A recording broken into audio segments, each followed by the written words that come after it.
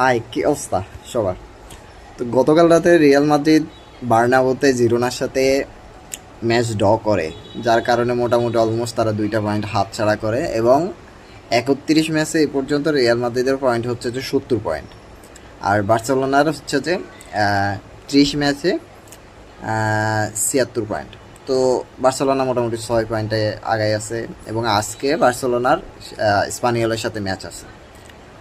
তো Real Madrid মানে title রেসে কিন্তু অনেকটা পিছাই গেছে, এটা বলাই যায়।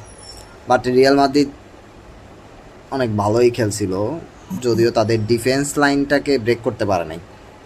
কেন?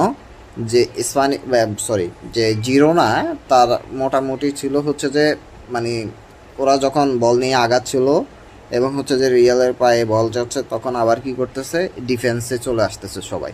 এবং এমনও ছিল যে লাইনে 5 জন পর্যন্ত ডিফেন্স করছে। তো রিয়ালে হচ্ছে যে অনেকগুলো ক্রস দিয়েছে, বাট ওরা ব্লক করে রাখছে এবং হচ্ছে খুব ক্রাউড করে রাখছে এবং হচ্ছে সেগুলো নিয়ে আসলে ম্যাচের রেজাল্ট অতটা ভালো আসে না। আর আমার মনে হয় যে ভাই, রিয়াল মাদ্রিদের টার্গেট কিন্তু লা লিগা না এখন আর।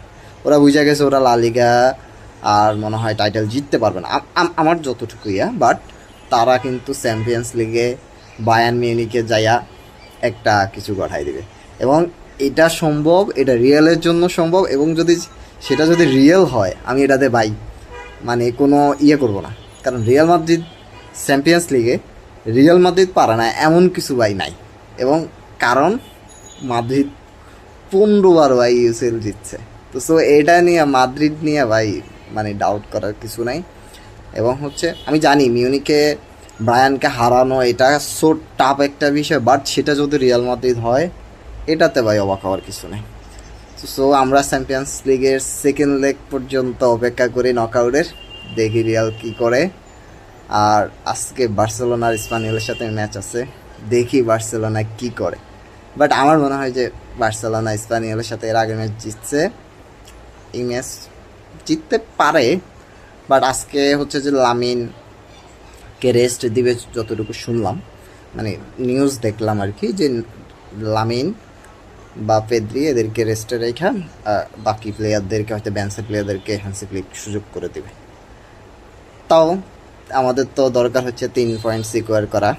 তো আজকে জেতাটাও আসলে খুবই ইম্পর্টেন্ট বার্সেলোনার জন্য, যেহেতু রিয়াল এখানে ড্র করছে।